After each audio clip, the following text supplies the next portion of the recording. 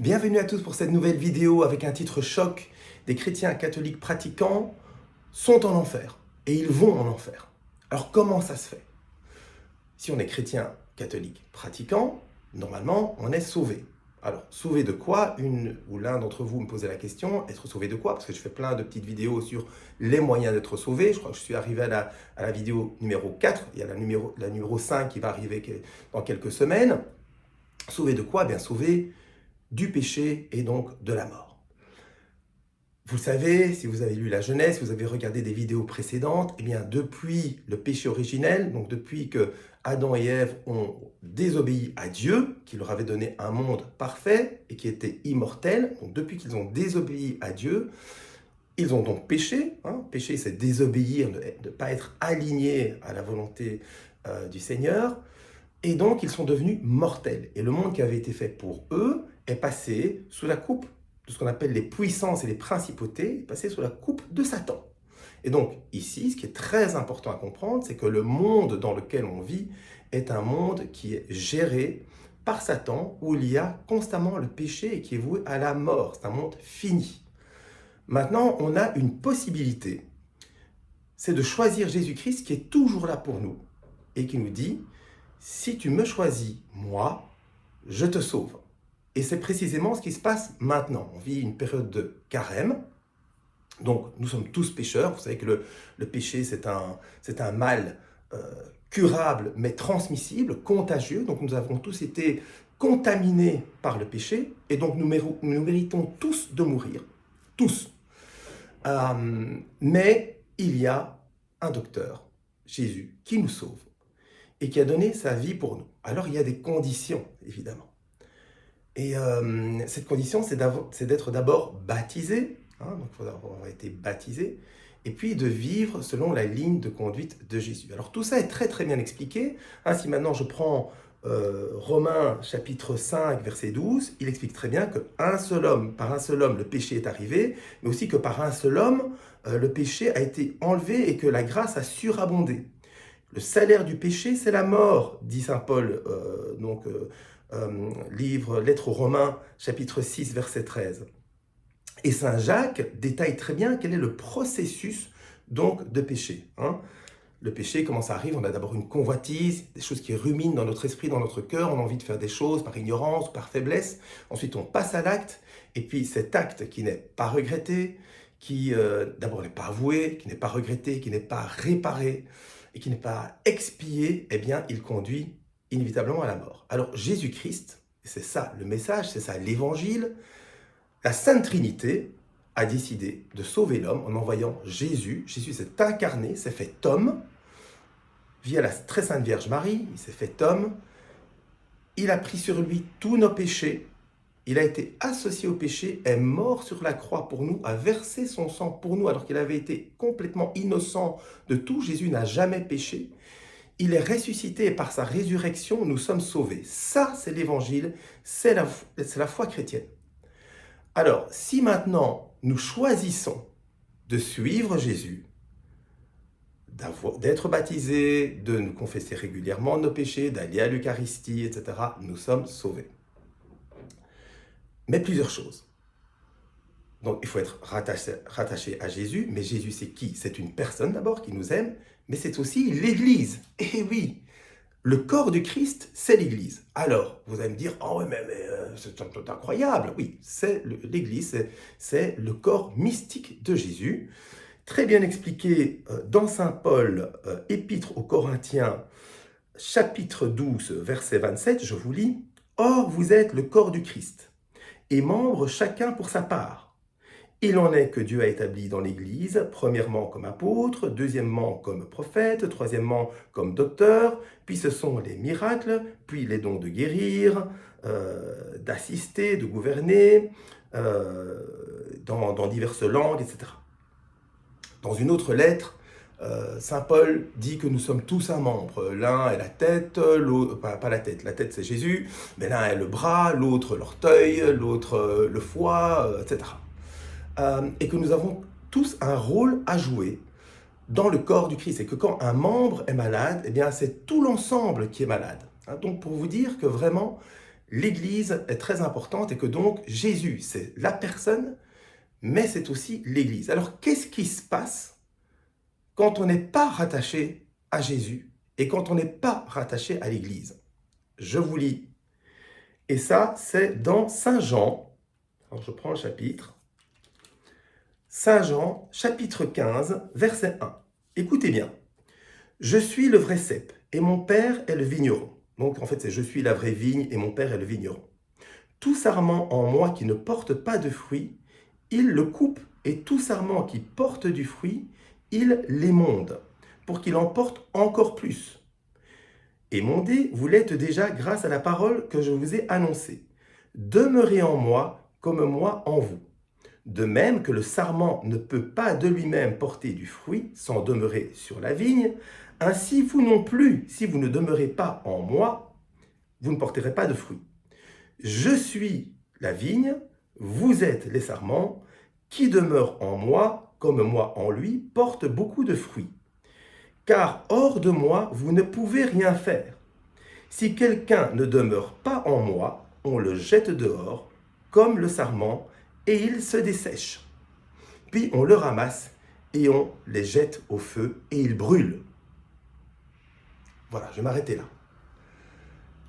Et donc c'est très important parce que c'est vraiment l'argument que vous devez utiliser pour les chrétiens catholiques qui sont souvent confrontés à des protestants, à des orthodoxes, ou si on vous pose la question, etc., ou si vous-même vous n'êtes pas encore catholique et vous demandez où aller, c'est vraiment l'argument clé pour être et demeurer dans l'Église catholique, quoi qu'il en coûte.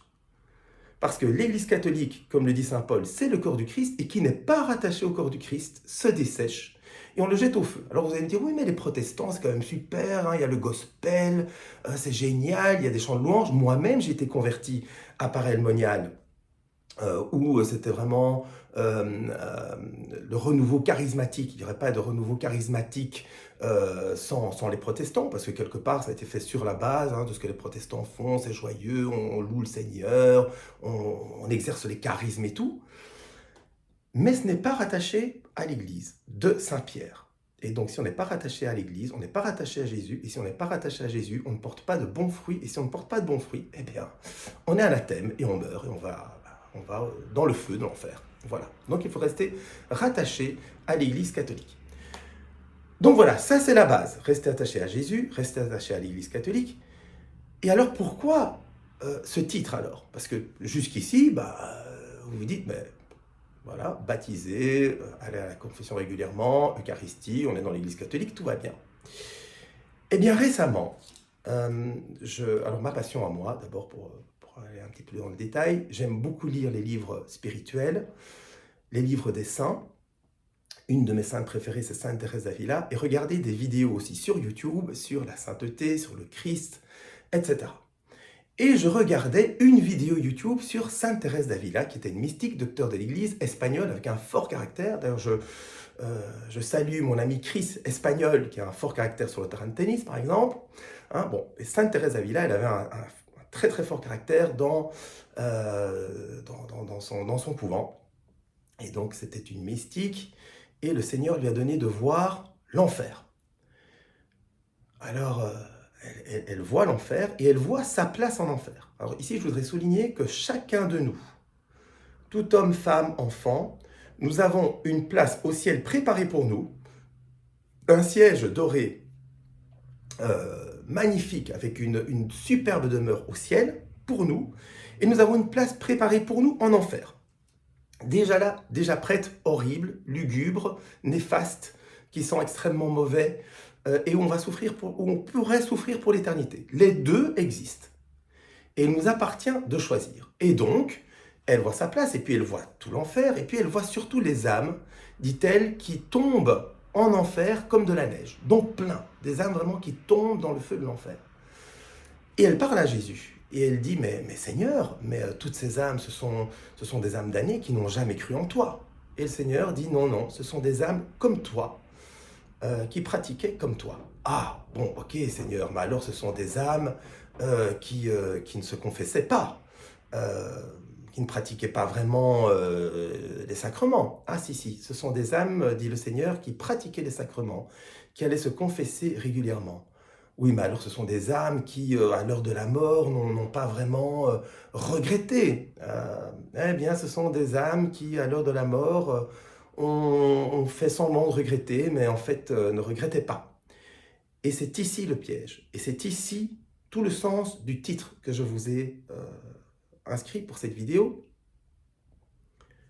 Si vous ne regrettez pas sincèrement vos péchés, si vous ne changez pas de vie, en fait, si vous péchez contre l'Esprit Saint, vous savez qu'il y a cette parabole dans l'Évangile, hein, en fait, il n'y a qu'un péché qui ne sera pas pardonné, et c'est le péché contre l'Esprit Saint. Eh bien, le péché contre l'Esprit Saint, c'est quand vous connaissez en toute vérité, quand c'est clair pour vous qu'il y a quelque chose que vous ne pouvez pas faire, et que vous le faites quand même, et que vous demeurez là-dedans, que vous risquez vraiment, mais extrêmement fort, l'enfer. Exemple, et je vais prendre un exemple qui me concerne parce que j'ai été dans le cas. Maintenant, grâce à Dieu, je ne le suis plus. Vivre en concubinage, hors du mariage. C'est strictement interdit par le Seigneur Jésus-Christ. Pas parce qu'il a envie de nous ennuyer, mais parce que les relations entre un homme et une femme doivent être faites dans et avec le Seigneur Jésus, avec Dieu, avec nous, et dans un engagement profond. Parce que nous sommes faits pour ça, tout simplement. Donc quand c'est très très clair pour vous que c'est ça que vous deviez vivre, que vous devriez vivre, mais que sciemment vous ne le faites pas, que vous restez, vous demeurez comme cela, en toute transparence, en toute connaissance de cause, c'est là que vous risquez l'enfer. Alors, il y a plein de gens, heureusement, qui vivent en concubinage et qui ne le savent pas. Donc pour ceux-là, ça va. Mais les gens qui le savent vraiment, c'est très grave. Bon, alors après, il y a plein d'autres trucs, hein, plein d'autres péchés, par exemple le meurtre, bien sûr, tout le monde sait très bien qu'on ne peut pas tuer, tant qu'on a tué une fois et qu'on continue à tuer, par exemple, sans jamais se repentir, eh bien, on risque l'enfer pour l'éternité. Voilà. Donc, les chrétiens catholiques pratiquants qui vont en enfer, ce sont des chrétiens catholiques qui ont fait des mauvaises confessions, qui ont été au confessionnal dire un péché qu'ils ont vraiment fait au prêtre, mais qui ne le regrettent pas vraiment parce qu'ils continuent. Mon père, je vis en concubinage, je regrette, je ne devrais pas. Mais voilà, c'est mon état de vie. Ah, mon fils, eh bien, écoutez, essayez de vivre, vous, chez vos parents, et elle, chez ses parents, et après, ça ira. Ah oui, mon père, je vais prendre les dispositions, et puis on ne prend pas ces dispositions, et puis voilà. Ça, c'est extrêmement grave. Ou pécher et trouver des excuses pour le péché. Je ne vais pas donner d'exemple, mais ça existe. Tout ça est extrêmement mauvais et c'est un poison pour l'âme. Ce poison pour l'âme condamne l'âme à mort. Full stop. Voilà. Alors, tant que vous êtes en vie, une de mes saintes préférées, c'est Sainte Faustine de Pologne ou de Vilnius, en Lituanie. Sainte Faustine, elle dit « La miséricorde du Seigneur est infinie ». C'est son plus grand attribut. Tant que vous respirez, tant que vous êtes vivant, tant que vous avez la possibilité de changer de vie, eh bien, profitez de ce moment pour vous convertir, pour changer de vie et profitez de la miséricorde du Seigneur. Si vous ne changez pas de vie, alors que vous savez que vous devriez changer de vie, vous êtes en grave danger de mort, en extrêmement grave danger de mort. Voilà pourquoi des chrétiens catholiques pratiquants vont en enfer. Alors, ce que je voulais aussi vous dire, c'est qu'il n'y a pas de demi-mesure. Hein, il n'y a vraiment pas de demi-mesure. Le Seigneur Jésus dit dans Saint Matthieu, chapitre 12, versets 30 à 31, c'est juste, il dit « Qui n'est pas avec moi est contre moi, qui ne rassemble pas disperse. » Et c'est là que je voulais vous dire, mes amis, voilà, il n'y a pas de demi-mesure. On ne peut pas se dire « Oh, mais moi, je fais des bonnes actions, j'ai pas besoin d'être catholique, j'ai pas besoin de croire en Jésus, je suis une bonne personne, j'adore pas Satan, d'ailleurs je crois même que Satan n'existe pas, et donc je fais pas de mal autour de moi. » Soit vous êtes chaud et vous êtes avec Jésus, soit vous êtes froid et vous êtes en dehors. c'est vraiment binaire. Alors, je sais que c'est dingue, mais c'est comme ça. Donc, il faut vraiment choisir son camp. Et de plus en plus, dans l'époque où on vit, euh, où il y a des drames, on est à la veille de révoltes populaires, de guerres, on parle beaucoup de guerre mondiale, etc. C'est vraiment le moment, et certainement dans cette période de carême, de faire son choix. Avec qui est-on et comment veut-on vivre? Et qu'est-ce qu'on veut faire et suivre? Et c'était mon dernier point. Comment être certain euh, qu'on fait une bonne confession? Comment être certain que Jésus est avec nous? Eh bien, je vais vous dire tout simplement, c'est en remettant sa vie entière à Jésus. En fait, en pratiquant un des 7 dons de l'Esprit, d'ailleurs c'est le premier qu'on cite, c'est la sagesse. Et la sagesse, c'est tout remettre à Dieu. Voilà. J'étais à la messe hier, avec mon épouse, ma charmante épouse. Donc j'étais à la messe et le prêtre disait très justement, vous savez, on est tous sauvés. On n'a pas besoin de faire des choses énormes pour arriver au ciel. Jésus a tout fait une fois pour toutes. Il s'est incarné, il est mort, alors qu'il était innocent, il est descendu aux enfers, il est ressuscité, et il nous a rachetés. Maintenant, c'est à nous de nous aligner à ce sauvetage que Jésus a fait pour nous, à ce rachat qu'il a fait de nous. J'ai envie de nous comparer à des voitures cabossées qui méritons d'aller à la casse. On est tous des voitures cabossées qui méritons d'aller à la casse. Eh bien, Jésus est ce propriétaire de bagnole qui arrive et qui dit « Moi, je rachète toutes les voitures cabossées et ce sont des Rolls-Royce. » Elles ont toutes la possibilité d'être des Porsche, des Ferrari, des Rolls-Royce, des Lamborghini, tout ce que vous voulez. Voilà. La seule chose, c'est qu'elles doivent avoir le ticket pour venir au garage et se faire réparer en un seul coup. Et je le ferai. Et aussi de faire ce que je vais leur dire, le propriétaire de ces bagnoles, ils doivent gérer ces bagnoles comme je le dis, jusqu'au moment où je viendrai les chercher. Alors, il y a des propriétaires de ces voitures toutes cabossées, donc nous, qui allons essayer de remettre un peu d'huile, de réparer un peu la roue, de faire en sorte que ça roule, mais on est quand même toujours cabossé. Alors, il y a certains qui font des trucs super, ils sont toujours cabossés, les saints sont des saints vivants aujourd'hui. Puis, il y en a d'autres qui, en fait, vont faire complètement l'inverse. Ils vont pas l'entretenir, ils vont au contraire la casser encore plus. Et puis, ce sera irréparable. Et donc, ils n'auront pas pris ce ticket. Ce ticket, c'est le baptême dans l'Église catholique. Et puis, vivre selon les sacrements, mais vraiment comme Jésus le désire pour nous.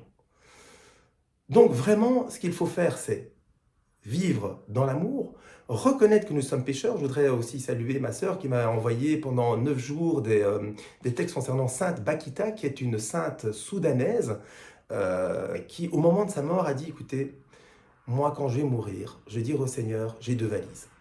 J'ai une valise avec mes péchés, et puis j'ai une deuxième valise avec les mérites du Christ. Et je dirai au Seigneur, eh bien voilà, mes péchés, ils sont là, mais regarde les mérites du Christ, ce qu'il a donné pour moi. Et regarde-les, et moi, je reste ici, au ciel, avec toi, grâce à ces mérites. Donc il faut vraiment reconnaître que nous sommes pécheurs, mais que Jésus est arrivé, qu'il a pris sur lui tous les péchés du monde, essayer de s'ajuster, surtout aimer Jésus, essayer de le suivre. Alors pour suivre Jésus, la meilleure façon de faire, c'est l'aimer. Comment l'aimer? C'est d'abord discuter avec lui. Je vous ai déjà expliqué, l'amour, c'est d'abord échanger. Échangeons avec le Seigneur dans la prière, essayons de lui être agréable le plus possible. On va parfois réussir, parfois rater. Et c'est pour ça que la confession est là, pour chaque fois nous remettre dans le chemin droit. Mais faisons-le sincèrement, avec tout notre cœur, et à ce moment-là, nous avons la perspective d'être sauvés. Voilà, ce sera tout pour aujourd'hui. C'était un petit peu long encore une fois, désolé, mais je crois que c'était très très important d'aborder ce sujet. Je vous donne rendez-vous la semaine prochaine, et d'ici là, portez-vous bien et vivez dans le Christ Jésus. Amen.